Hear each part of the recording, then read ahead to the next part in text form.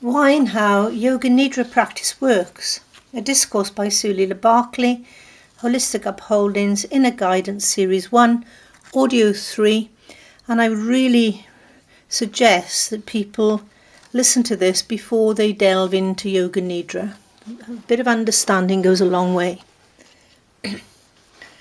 Okay, welcome to a new and exciting world, a world in which you may experience a blissful relaxation of the inner self. A deep relaxation that reaches beyond the mind, beyond the realms of the imagination, and beyond the senses. Welcome to the world of Yoga Nidra. Possibly it holds the key that you've been looking for. A simple practice that everyone can benefit from, regardless of age, health, fitness levels, or yogic experience. A key that has rendered physical discomfort a thing of the past for many sufferers and has opened the doors to samadhi for many soul seeker of enlightenment. Welcome to the world of health, abundance and bliss. The magic of Yoga Nidra is that its benefits all happens at a subconscious level. So all you need to do is to be at ease, lay on your back, tune into your awareness, follow simple instructions as they are given, and let go. Just ride the wave. No effort whatsoever is required. You are not asked to figure anything out or evaluate, to think or to be creative. You are not required to concentrate heavily, nor does your success depend on having achieved any particular skill or disposition in life. Everyone benefits immediately in Yoga Nidra.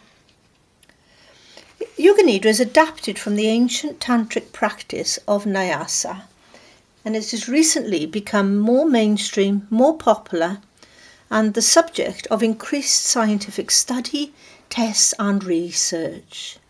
I made a brief summary here. Just to give you some insight, the test results provide proof actually that Yoga Nidra practices enhances health and well-being across a wide spectrum of disorders.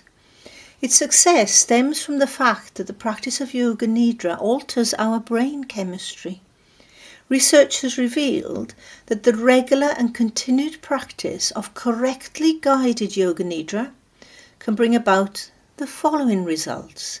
1. Improve symptoms associated with attentional deficit syndrome and hyperactivity in both children and adults. Daily repetition of Nidra rapidly turns fragmented and dissipated awareness inwards. Tests conclude that children and young adults and those with special needs not only really enjoy Yoga Nidra, but also reap enormous benefits from the practice. Children with behavioural challenges in schools have also shown improved brain function and an increase in their ability to concentrate and learn. 2. Practice of Yoga Nidra assists with a safe and gradual recall of trauma and memory and the subsequent dissipation of ingrained and sometimes destructive patterns of behaviour in both adults and children. In yoga, these patterns of unconscious responses and behaviour we refer to as samskaras. They're deeply ingrained. All the unravelling here is happening below the surface of the conscious mind. You have no need to analyse at a cognitive level. This is not cognitive therapy.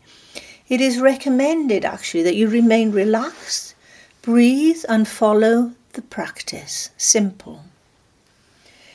3rd, it reduces physical levels of pain. The ancient yogis contended that the body is capable of producing its own painkillers. The potency and effectiveness of our natural painkillers actually exceed those of synthetically produced drugs without the damage. Now we have proof that endorphins and enkephalins, natural peptides that are produced by the pituitary gland, get secreted into the cerebrospinal fluid, which directly affects our central nervous system. These secretions occur in conditions where extreme stress and or prolonged intractable pain exist. Yoga Nidra visualization practice can induce the secretion of these natural painkillers where and when and if required. Okay. Nidra reverses the many adverse effects of continued stress and extreme discomfort. It's quite popular. I won't go into that because you can find out about that.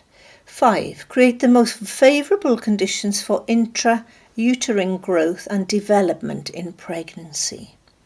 It is a well-known fact that stress releases hormones into the blood and adversely affect the fetus if their levels are too high. High levels of adrenaline cross the placenta barrier and act like toxins and poisons to the fetus. It disturbs the mental and physical development of the child growing within. 6. All the usual benefits attributed to breathing practice are also experienced during Yoga Nidra. This form of ancient Tantra brings the flow of life energy and prana into the Sushumna canal along the spine. This is the first stage for successful meditation. Breathing practices are paramount in manifesting excellent overall physical, mental and emotional health. Okay. Yoga Nidra 7 also provides the perfect training ground for spiritual growth, and specifically is a prelude to meditation practices in the last 3 limbs of yoga, namely dharana, concentration, dhyana, pure meditation, and samadhi, absolute enlightenment. Okay. So, when you find people on the internet who click on meditation and they phone me up and say, "See, I can't meditate." It's like, well, what have you done? What preparation have you done? Yeah. So, I take things one step at a time. 8. One gets an increased clarity and ability to meet aims and goals and manifest intentions. A genuine desire to attain your resolve and sankalpa will catapult you to grow in all the potent directions until you realise your dream. Just need patience. 9. Discovery of archetypes and Dharma. Let me explain. During Yoga Nidra, one is often made aware of chakra centres and certain pranic pathways. As the chakras exist in the psychic body only, they cannot be reached with the thinking mind or the 5 main senses. They can only be experienced when in a state of altered awareness. Now, Yoga Nidra is the ideal environment for absolute relaxation of the soul self. It is perfect for attaining chakra awareness. The archetypes of the human brain are represented in the symbology and the oscillation of the chakras. So discovery of these psychic centres will release and lead to a further discovery of one's own archetypes and consequently help put one in touch with their Dharma or their true purpose on the planet. Invaluable stuff.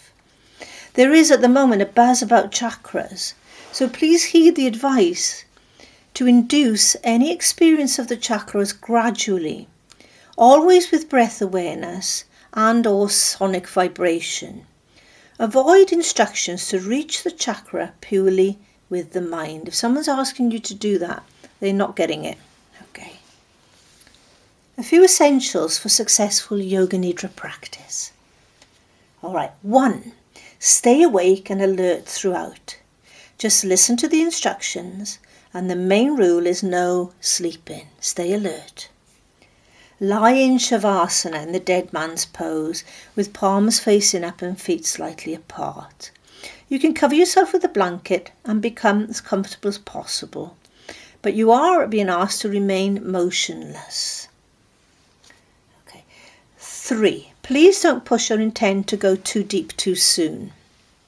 Stay at ease, stay relaxed, and view everything as if you are watching a movie.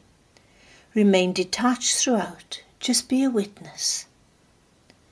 You can shut your mind completely down, the conscious brain. 4. Practice in a room that is neither too hot nor too cold. Avoid drafts and open windows. Avoid places with crowds that are extremely busy or excessively loud sounds, or also consequently places that are too quiet. What's ideal is to choose a normal day-to-day environment where you get periodic normal outside disturbances.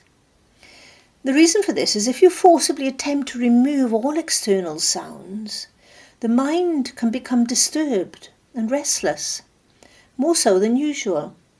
And oddly, an uncooperative brain can also prove to be beneficial in Yoga Nidra, as it helps to keep one alert and aware and stops one drifting off to sleep.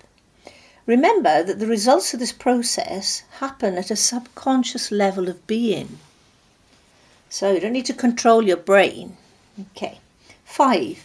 If you have a very stiff body and a lot of physical tension or pain, I would advise you do some basic asanas or some simple gentle movements before you attempt to become motionless for anything up to 45 minutes. 6. During the practice of Yoga Nidra, you will be asked to make a sankalpa. Let me explain. A sankalpa is a simple resolve. A resolve that you choose from the core of your being. What you need to do is choose something you truly desire at a very vital level of being. Not like a new handbag, nothing like that, vital. That it's got to be a vital level. It's wise to make a resolve that relates to either your health, your spiritual growth, your effectiveness, or the positive evolution of others. Okay. Keep your wording clear, simple and precise. It needs to penetrate the subconscious mind. So stick to the same resolve until it is realized. Literally plant it in your subconscious, water it regularly with Yoga Nidra and watch it grow. Avoid uprooting the resolve until it has blossomed into reality. Patience is a must, and also trust that it will happen. An example of a good resolve is, I will thrive in all I undertake. And once I start getting patterns of success in that, then I can plant a different resolve, but not until. Okay. Another one could be, I will be a positive force for the evolution of others. And again, until that's become instrumental and continues to operate in my life, then I do not change my sankalpa.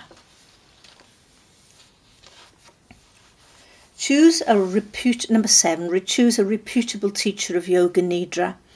This practice is precise, deliberate and based on scientific principles. Certain sections, like the rotation of consciousness, are designed to induce the flow of pranic energy within the neuronal circuit of the motor homunculus in the brain. This is a mini map of the body and follows a specific sequence, one that is repeated over and over again and is not up for creative adaptation. Merely softly say the name of the body part to yourself and relax that body part. You have absolutely no requirement to visualize that body part at all in rotation of consciousness. Okay. The imagery and specific yantras used are chosen carefully to represent both universal and spiritual symbolism. The sensations you are asked to witness invoke extreme sensations of opposites, to harmonize the opposite hemispheres of the brain, e.g., pleasure and pain, hot and cold, love and hate. Inducing these feelings and sensations acts to awaken the mind and purging it of any imagery, emotion and physical memory attached to unpleasant past experiences. Our automated responses and thoughts are merely expressions of mental toxins that exist in the subconscious. We can purge this with regular Yoga Nidra practice. Counting breaths like rote, while it seems mundane, serves to enhance relaxation and allows us to operate at the subconscious level.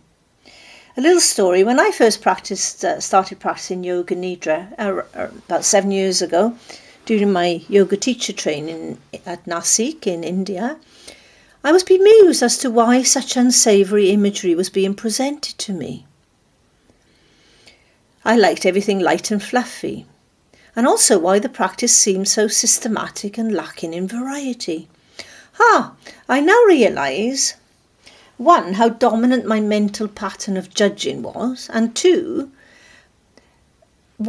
how extremely scientific this process is. One where any creative license can only be applied in accordance with the physical operating principles. Okay. Random, rich and juicy wording distracts from the process. I would recommend you avoid teachers who ignore the science of Yoga Nidra, please. When in a deeply relaxed state, one is open to suggestion, so please ensure you are not being led up the garden path by a charlatan. Note: there are numerous books you can read to deepen your understanding of Yoga Nidra, and I recommend what I consider to be the Yoga Nidra Bible, and it's just entitled Yoga Nidra by Swami Satyananda Saraswati from Yoga Publications Trust, Munga, Bihar, India. And we owe this man a lot. He's developed this Nidra. Theory and knowledge cannot ever replace regular and steady practice of Yoga Nidra. Now, if you're ready to start your journey into the world of Yoga Nidra, then get what you need to be comfortable and lay down, flip to audio 4. I'll see you here. This discourse is copyright protected by Suleela Barclay of Holistic Upholdings. No public distribution is allowed without my prior and written consent. Okay, namaste. Catch you in audio 4.